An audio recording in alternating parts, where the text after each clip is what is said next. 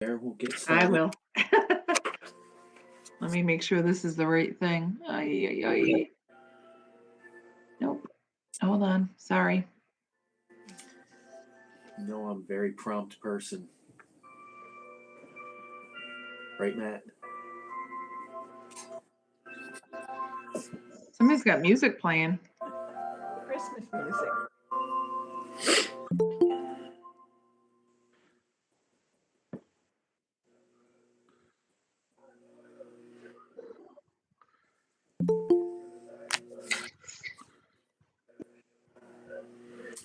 All right, we'll open the public safety meeting. First up is public defender.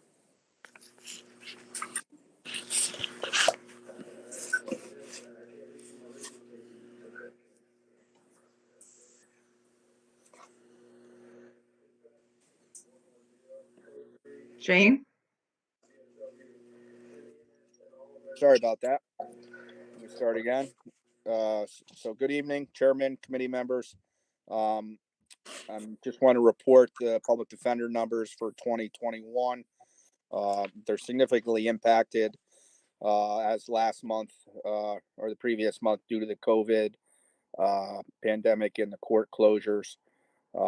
So our numbers for applications for this past month was 79. That is down 56% from last January 2020. Again, the courts, the vast majority of the local courts are closed. They are only allowed to do very limited types of cases. County court is pretty much all for criminal, all virtual, and family court is still going steady, but again, that is all virtual. So 79 applications for the month of January 2021, 48 cases were closed, and we have an active caseload of 1,251. In regards to the arraignments for the month of January, for the CAFA attorneys after hours, there were a total of 27 arraignments. Again, only felonies, DWIs, and misdemeanor cases where order protections are requested by the people are permitted to even be arraigned now in the local court. Otherwise, they're just given a summons. And as far as myself and my staff during the normal work hours, total of 21 arraignments for the month of January. And that concludes my report. Any questions at all, I'd be happy to take. Roberta, I'm on a Zoom call right now. Yeah. Okay. Any questions for public defender? Yeah, I have one. Sure. Hi, Sean. Hi, When Supervisor. you say the number of applications, does that mean, what does that represent? In other words, do 100% of the applications, are they granted, or there's some people that apply and you don't find them eligible? Those are the people that apply. So does that, I think the number was 79. Does that mean that you took on 79 new cases? Yes, that's correct. They Okay, apply yeah. at 79. Yeah, Okay, all right. Okay, thank you very much. of course.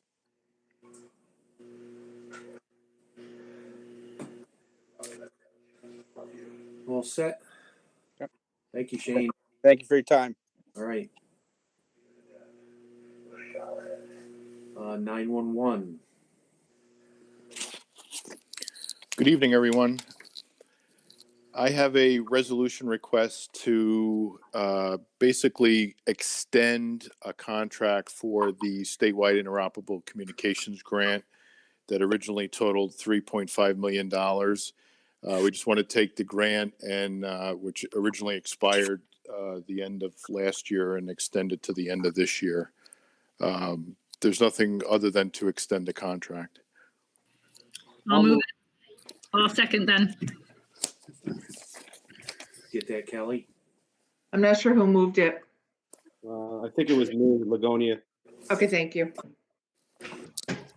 Motion made and seconded. All in favor? There's committed funds. There's $2 million in change. The exact is 2.7 or so. There's committed funds in the whole project for it, though. Realistically, when it's done, it'll be nothing left.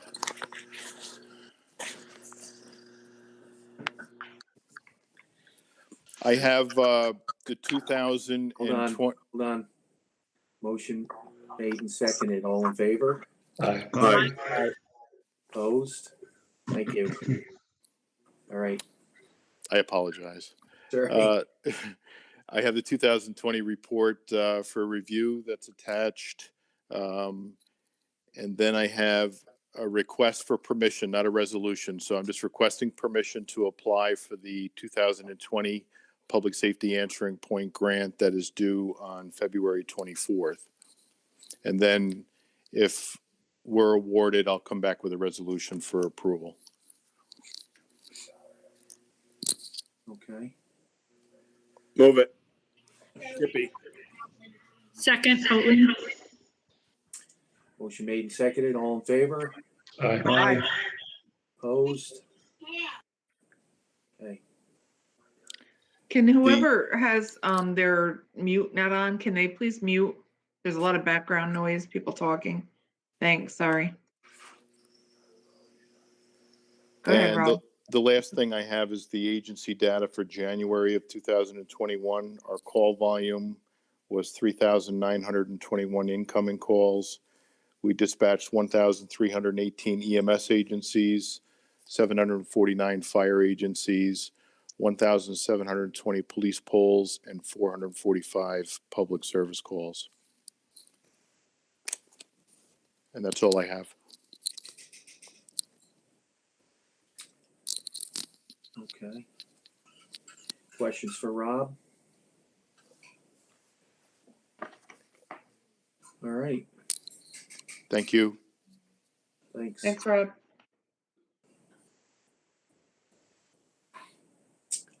EMS. Just a quick update. The EMTs and paramedics throughout the county have been trained through the Department of Health, Columbia County Department of Health, at the new Emergency Services Training Center. Some of them have been working in the pods to date. They are working under the medical direction of the Department of Health's medical director, and working with the team there at the Department of Health, the nurses, so on and so forth, going out to do the vaccinations.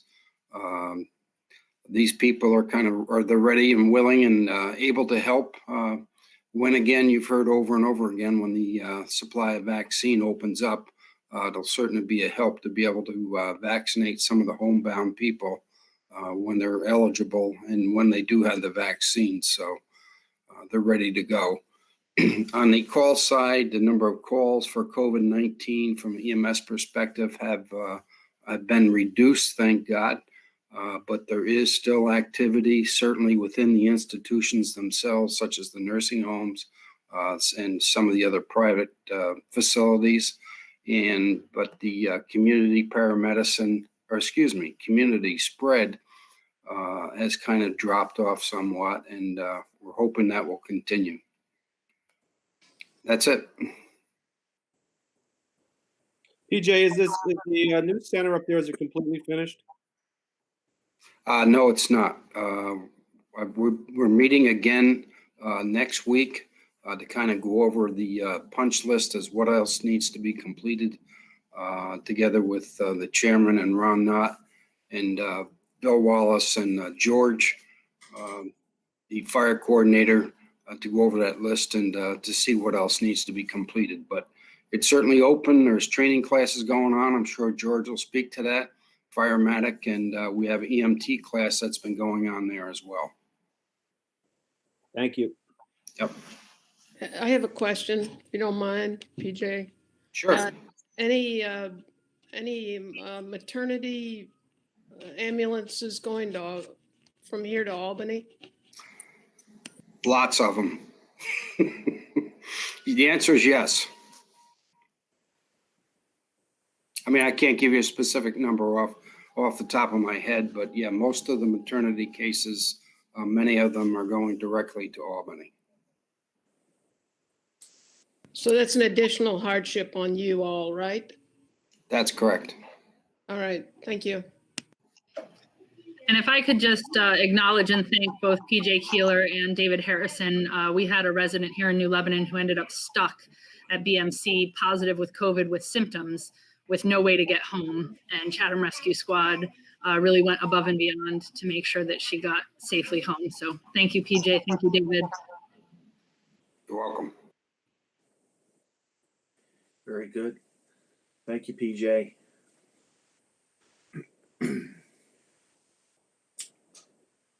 Up next is probation. Good evening, everyone. First up is a request, the authorization to accept a DCGS grant in the amount of $45,000 for our expanded release under supervision program. That contract runs from the 1st of 2021 to 12/31 of 2021. I'll move it. I'll second it. Motion made and seconded. All in favor? Aye. Aye. Opposed? Okay. Second resolution is authorization to accept another grant from DCJS for our 13A classification, and those include the alternative to incarceration programs of pretrial release and community service. The amount is $15,082, and this contract runs from July 1st of 2020 to June 30th of 2021. I'll move I'll it. move it. I'll second. Okay, motion made and seconded. All in favor? Aye. Aye. Opposed?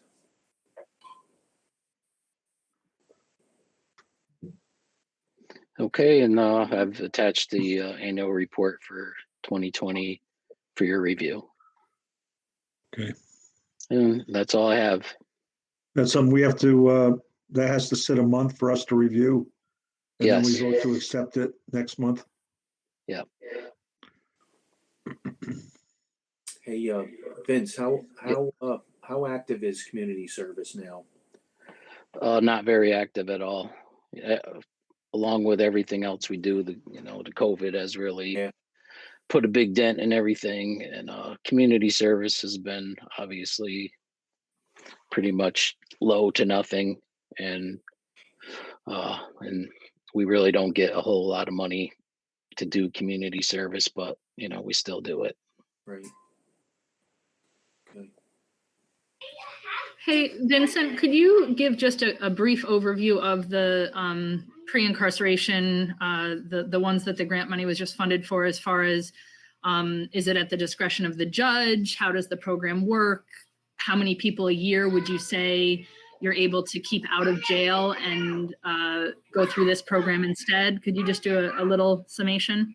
Yeah, sure. So pretrial release program, before bail reform kicked in, we would interview just about everyone that was arrested and sitting in jail, and if they met the program criteria, notify the courts, and those folks would be released either ROR or under our supervision until they returned to court and the matter was disposed with in court. With bail reform kicking in, just about everyone is released. No one's going to jail, and some of the courts we work very closely with and have staff members in court, and works the same, except there's no evaluation to see if someone's eligible or not. It's up to the judge's discretion to have them to report to us. And under the expanded program, we offer voluntary assessments and make referrals to folks to get them hooked up with some services that they might need, that really were at the root of them committing their crime or something else that they might need. to try to help them, be free of being entangled in the criminal justice system. So, in a nutshell, that's what it is. Just trying to look over here. The numbers are in the report as far as, the last 3 years, what we've worked with, and it spells out, how many we had under supervision and how many of those folks, returned back to court like they were supposed to. And that's the main original goal of the program, is to get folks to show back up to court and not use up jail space for someone just waiting for their day in court. Awesome. Thank you so much. Would you say with COVID then your number of cases have increased, since judges now don't have the option of jail or your program, and really it's either let the person be completely unsupervised or have your program? Have you found an increase in these cases with the bail reform? Well, the numbers have gone down, but that's just because pretty much of the pandemic and courts being closed, and for that couple months of time when everyone was locked down, people weren't out and they weren't committing crime. So as far as that goes, the overall numbers are less, but I believe, taking in consideration those factors, our numbers have stayed pretty steady as far as people reporting to us. Thank you very much. You're welcome.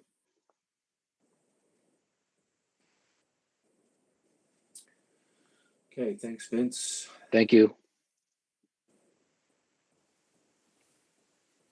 Sheriff is up next. Hi, good evening, everyone. My first resolution, I'm requesting authorization to fill a vacant and budgeted investigator position with a backfill for the deputy sheriff. This will be due to a retirement. I'll move it, Buren. Second. Motion made and seconded. All in favor? Aye.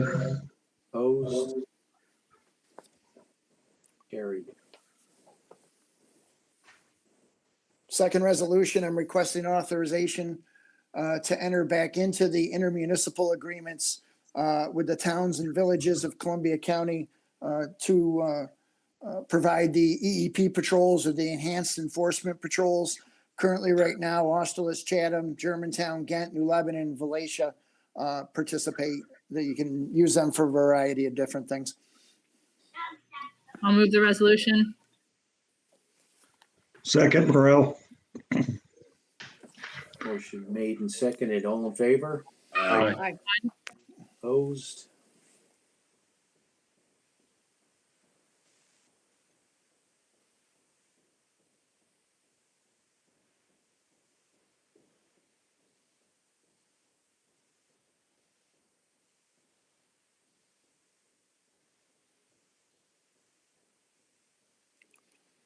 The next is our out-of-county inmate report.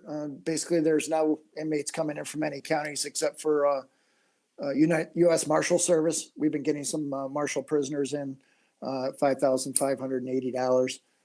Year to date, we're at $7,440. And this last, I just wanted everybody to know and see this. This is a report from the New York State Department of Health on the corrections facility kitchen. And we got a glowing report from them. They came in and they said that for a kitchen that is all original equipment from when the jail was built many, many, many years ago, it's in wonderful shape. The people working inside the kitchen, the cooks and the food service coordinator, so on and so forth, they're doing an excellent job. And so I just thought you would like to see that. And you still work with, you utilize Cook Chill, Sheriff? Yes, sir. Yeah, we still utilize Cook Chill. Excuse me.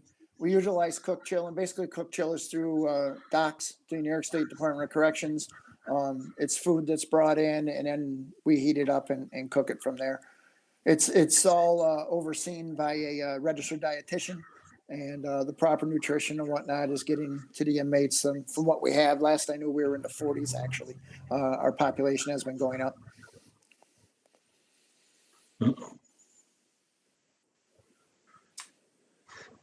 Okay. Any questions? Thank you, everybody. Thanks, Sheriff. I think that's it, Mike. Anything from fire coordinator?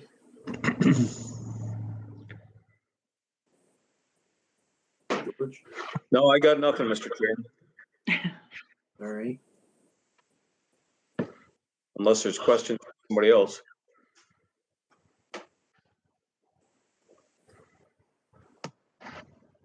Okay. If nothing else, A motion? Hello? Motion to Aye. adjourn. anybody? Second. Motion made, second, and all in favor? Aye. Opposed? Good night, everyone. Good night, Nice seeing you everyone. all. Thanks. Don't work too hard.